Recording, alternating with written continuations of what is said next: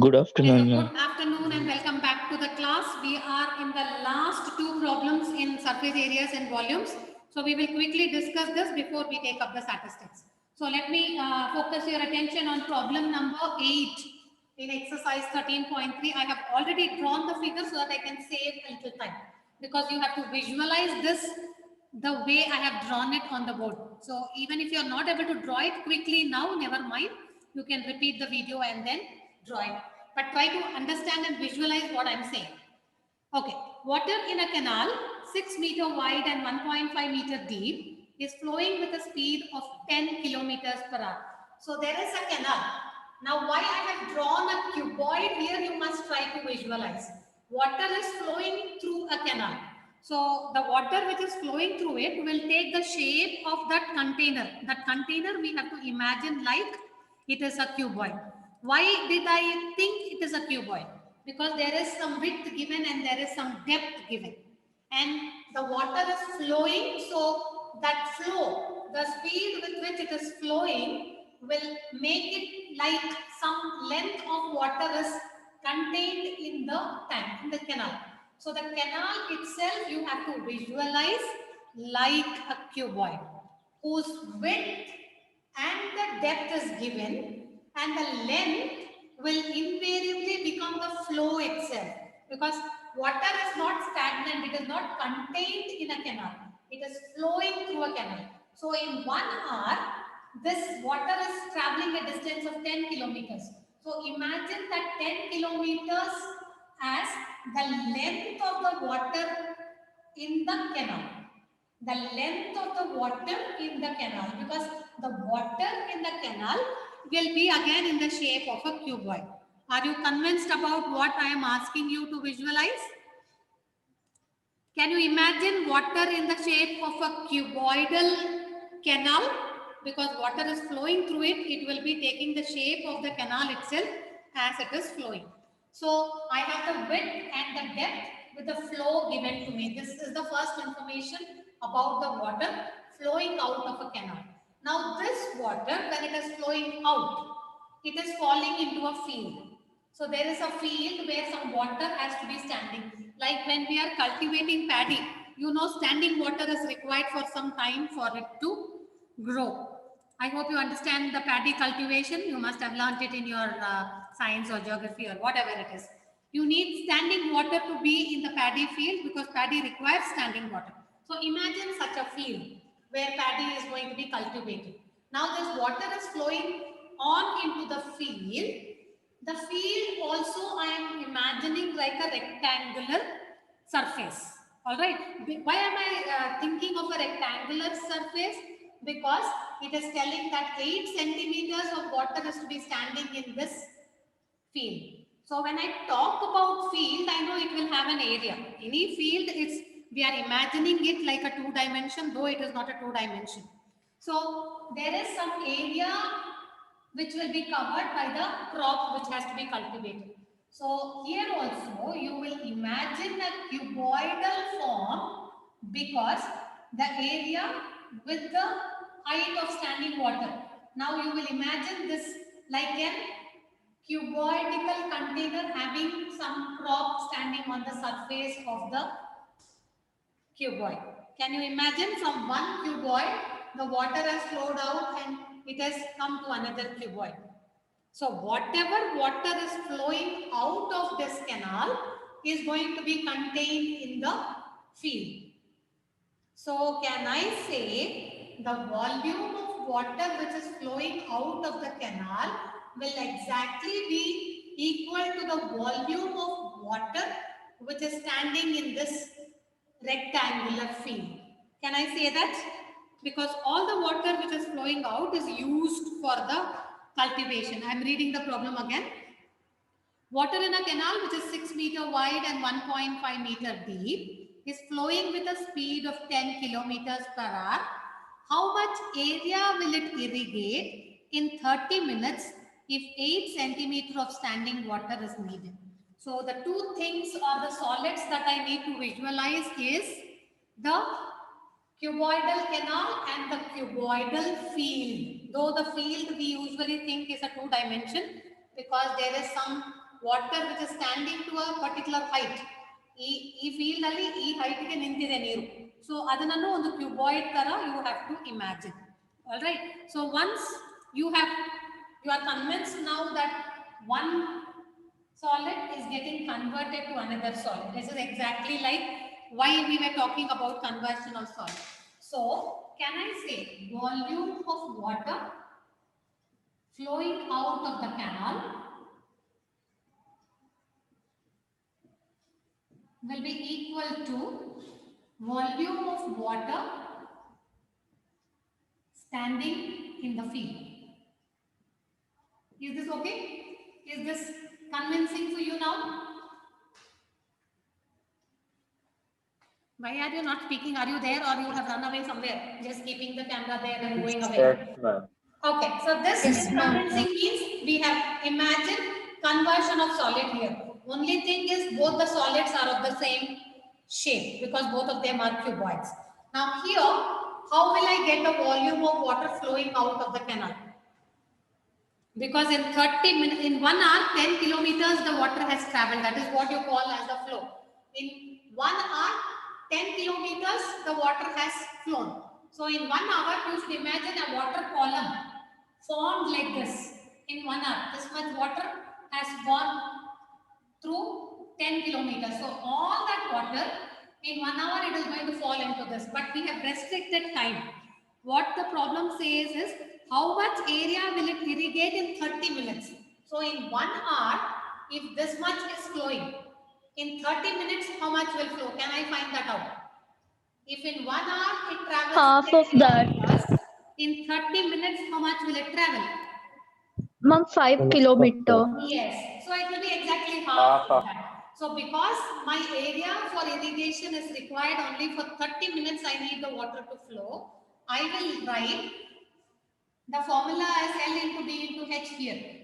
Here also I will write it as area into height. Why I am writing this as area into height? Here I wrote L into B into H.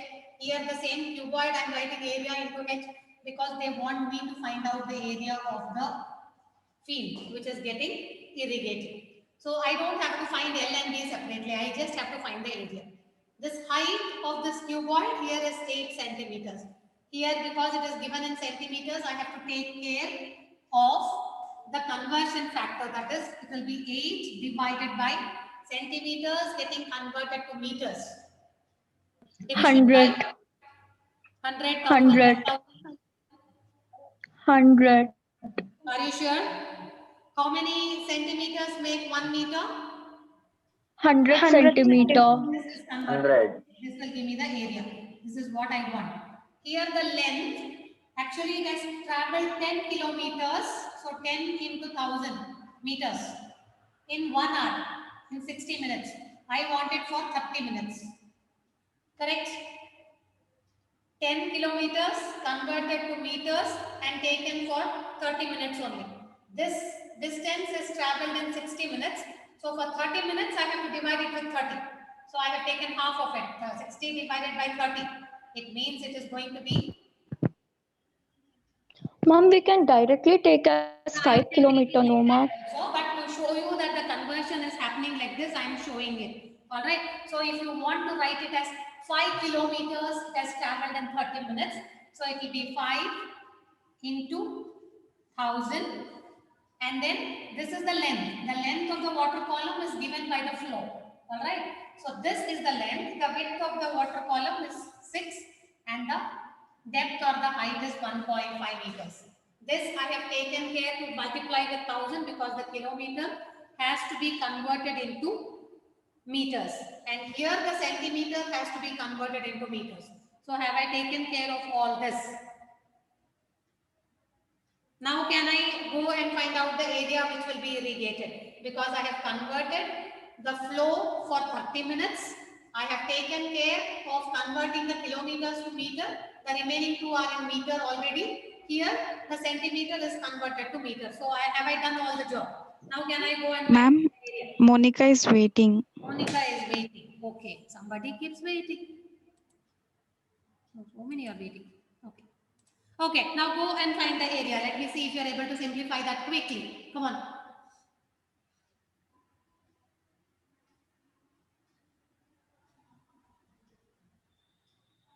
See, I made your problem very simple. One cuboid to another cuboid. Only area beku depth ide. So only this much I have. On the left hand side, you must be careful because when the water is flowing, you must imagine in 1 hour it has traveled this distance. So you must understand the length of the water column will be the length of the cuboid, which is equal to 10 divided by 2 because I want it only for 30 minutes. I don't want the water to flow for 1 hour. I want to flow for 30 minutes. So exactly half of that. Conversion to meter. 6 into 1.5 is the width and the depth. So when you be able to complete this, you will get area which will be equal to area. You should get it as equal to 56,000. Sorry, 5,62,500.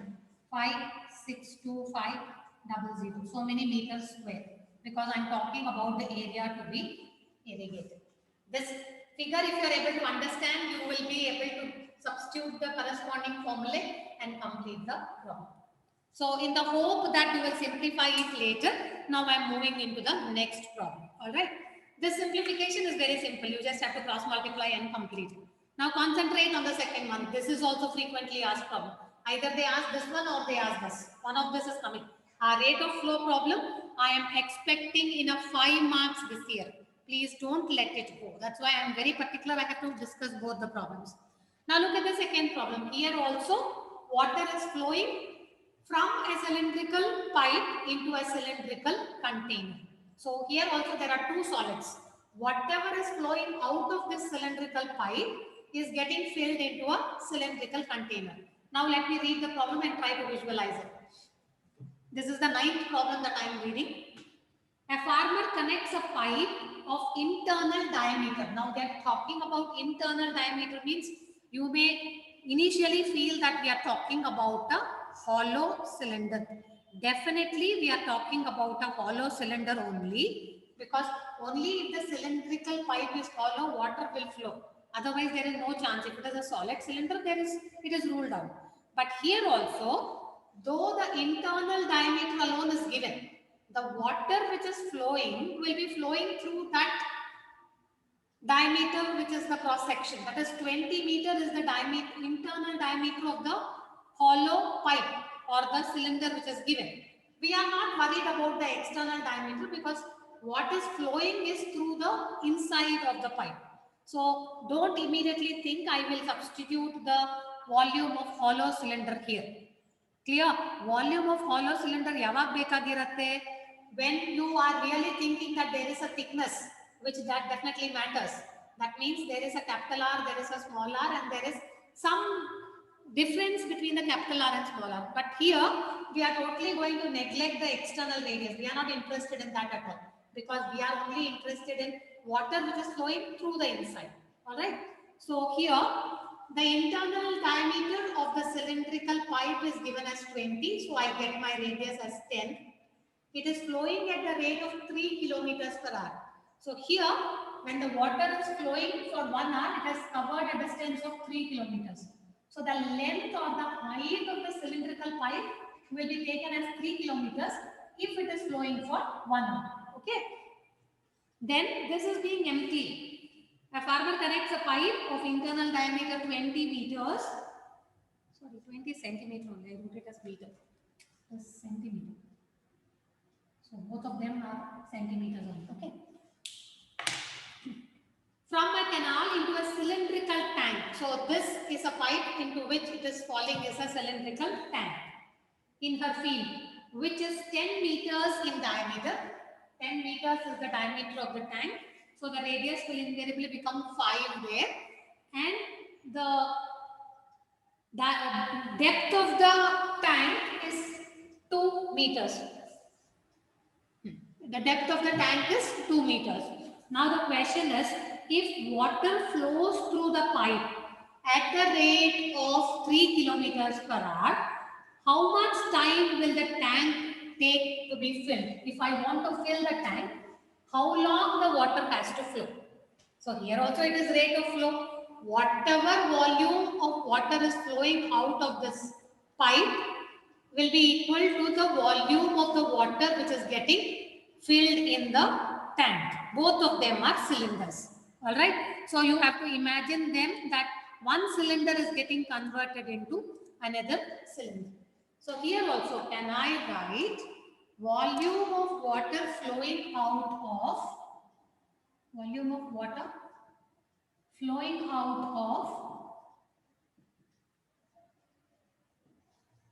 cylindrical, what was that? Cylindrical pipe. Okay. Cylindrical pipe. I am writing cylindrical. Ma'am, why are we not considering the volume of hollow cylinder? Because there is no thickness given for me. I am only worried about the internal dimensions of the pipe. I am not worried about what is the external radius. Because water has nothing to do with the external radius. Water flows inside the pipe. Alright? So this will Yes, be ma'am. equal to the volume of water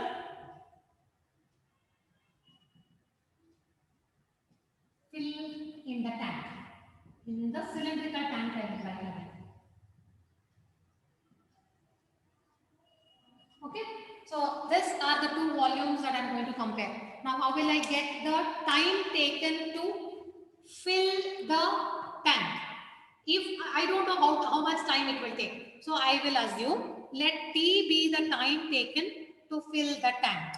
So, if it is flowing for 1 hour, I know it will cover 3 kilometers. Now, if it is flowing for some T hours, so it will be multiplied with T. So, I will assume that let the tank be filled in 3 hours.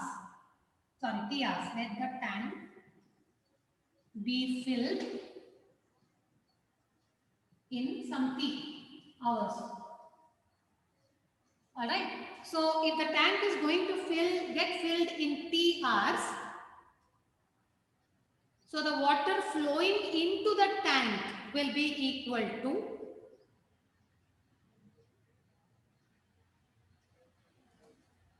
if the flow is going to be for T hours, then can I write pi R1, I'll call this as R1 and this as R2 because there are two cylinders which I'm going to consider.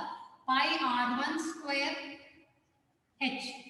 Okay, this I will call as H1 and this I will call as H2.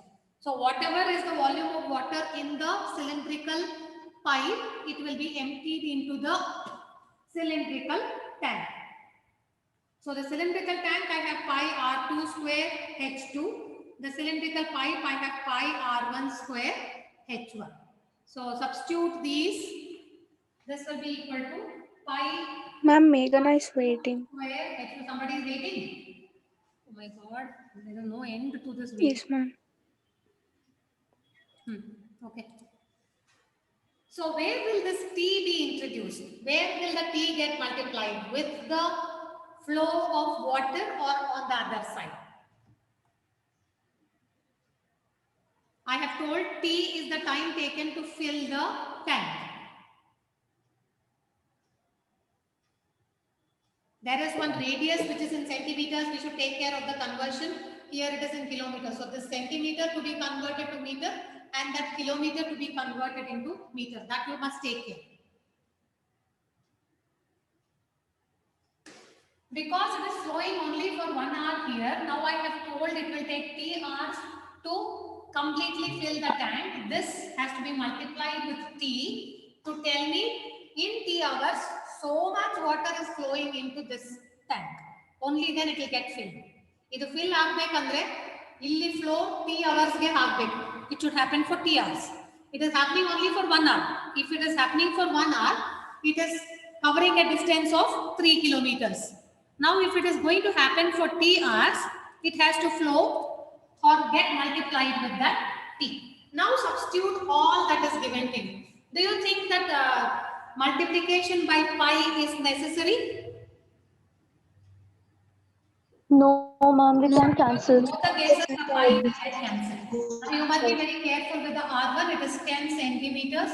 So, divided by 100 into the height of the column is 3 into 1000 into T. This will be equal to, Okay, I made a mistake. 10 into 100 twice. R square, no. R1 square is equal to R2. R2 is 5. So 5 into 5 into 2. This is very simple on the other side because all of them are in meters. Here the radius is in centimeters and the length or the height is in kilometers. So I have taken here. Once you do this, you can cross multiply and find the value of t, which will come out to be 100 minutes. You can find out. It will be 100 minutes. Why it is coming in minutes? Why it should come in minutes? Is there any other conversion that you have? What you will get actually here when you simplify? ಇಲ್ಲಿ t ನಿಮಗೆ ಸಿಗೋ value ಎಷ್ಟು ಬರುತ್ತೆ? ಯಾವುದ್ರಲ್ಲಿ ಬರುತ್ತೆ? Look at the units given. When you simplify this equation and find the value of t, what will be the unit of t that you will get? It will be in hours because I've taken t hours and the rate of flow is given in hours. So actually here you will get 5/3 hours. That you will convert to minutes and give. If you know how to convert, you can convert. Otherwise, leave it here as 5/3 hours. I'm not going to discuss all that conversion with you now. We are the 10th standard. Okay. So this completes our problems on surface area and volume. These are two very frequently asked questions. Rate of flow prati varsha bartide. That's why I took so much time to complete it. Now we will move on with our statistics. So I hope I have convincingly completed the surface areas and volumes. The only thing which was deleted in the surface areas and volume is the frustum of the cone. In the hope that there will be no question, we are skipping it because that is what the CBSE has told us. Even then, I have taken little time to introduce what is a frustum because you should not go to class 11 without knowing what is a frustum. You know what is a frustum of a cone and you have also been introduced to the formula for the frustum of the cone. So I stop here. Now we will take up the mean, median and the mode quickly because I'm going to include this for your midterm exams because that is a scoring chapter. So can I clear this now quickly? I'll stop the recording for a while because why should this get recorded? Okay, under statistics this year we are going to learn about 3 major central tendencies. What is central tendency? Central tendency is the centermost value of any given grouped data. We are not going to talk about any ungrouped data at all this year. The entire class 10 portion is going to concentrate on grouped data. What is ungrouped data and grouped data? We have seen last year. When your data is given in the form of class intervals, we call it grouped data. When you have a data which is not having class intervals, it has got individual items listed, then such a data was called an ungrouped data. So class 9, we have dealt with ungrouped data and we have completed it. So now in class 10, we are only going to concentrate on grouped data. That means every data that we are going to analyze and find the values will be for ones which are having the class intervals. Now central tendency, as I told you, it is the centermost value of any given grouped data. Now there are 3 varieties of central tendency. There are 3 centermost values which are available for any grouped data. They are the arithmetic mean, the second one is the median, and the third one is the mode. All of them are central tendencies only because it is giving me an idea about the entire data which is available with me. Only there is a very small difference between these 3 values that I have for any group data. The arithmetic mean, as you already have learned, is giving the average of the entire data given to me. So this is exactly the central value for the given data.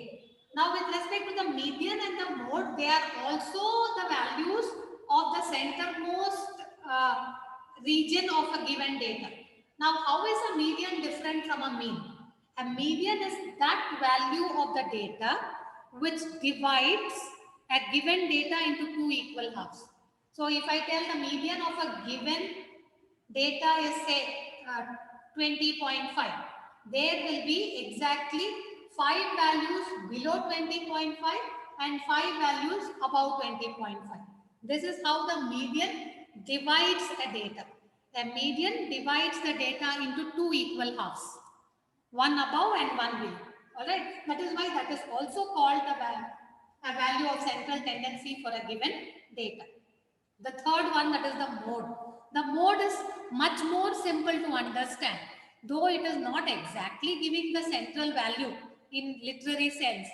But a mode is that value for the data which has occurred the maximum number of times.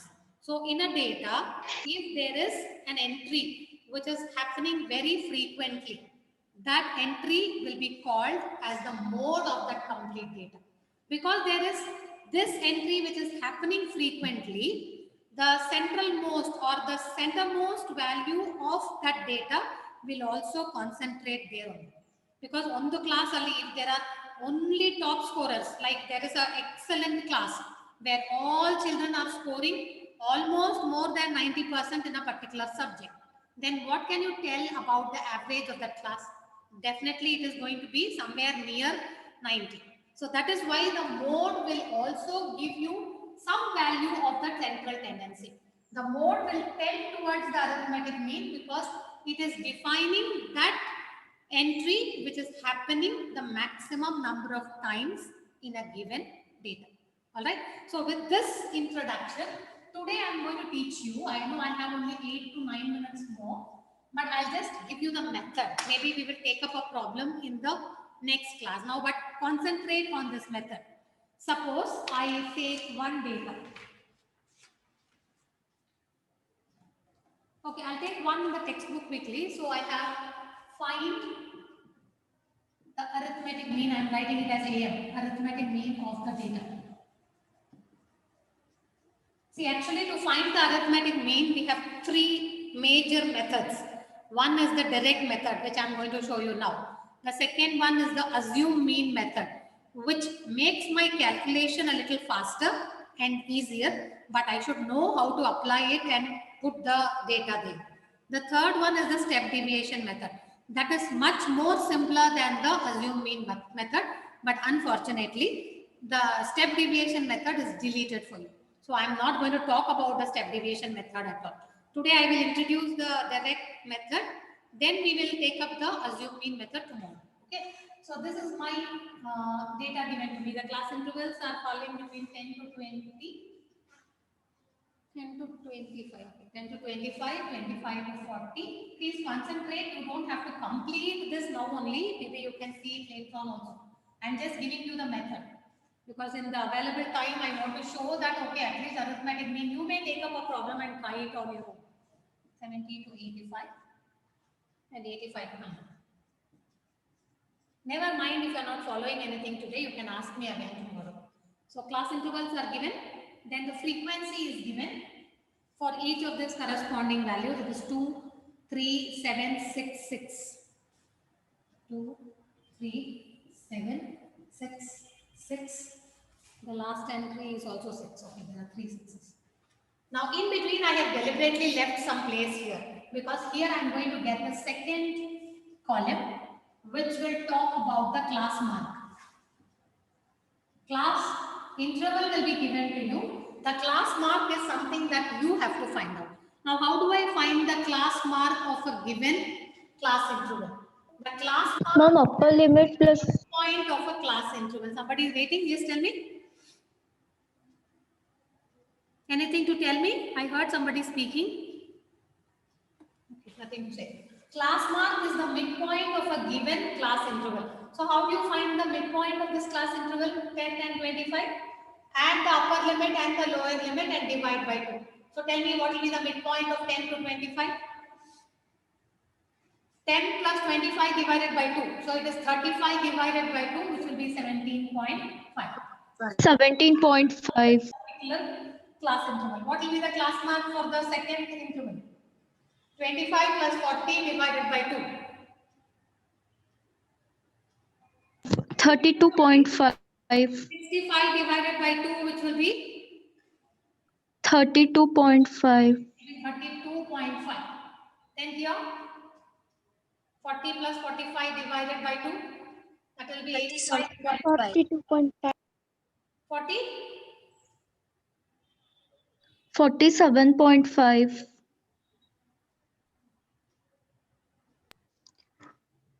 Okay, 42 from 55. Yeah, I was also wondering how it is 45.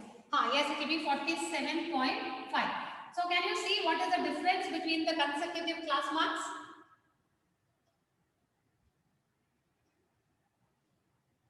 What is the difference between the consecutive class marks? Please find the difference so that you can guess what is the next 15. class. You don't have to calculate it. 15. What is the Ma'am, difference? 15. Class marks. 15. 15. 0.5 plus 15 is 32.5. 32.5 plus 15 is 47.5. Why this difference? Because the difference between the upper and the lower limit is 15. So every time you add 15 to the previous class mark, you will get the next class mark. So can you guess what will be the next class mark? It will be 62.5. 62.5. Then it will be 77.5 and then 80. 85 to 100. Sorry, not 80.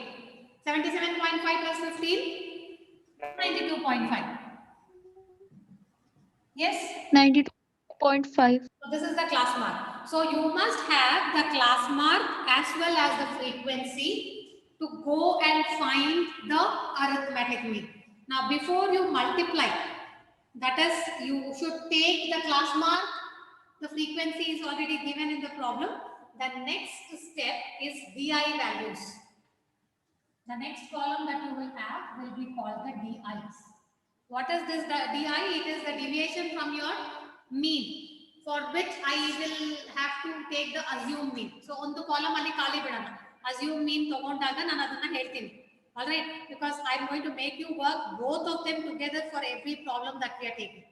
So DI values are required to do the assumed mean method. So we will leave it there. Here, when I am using the direct method, I just want the product of your xi, fi. These values are called the xi's. These are the fi.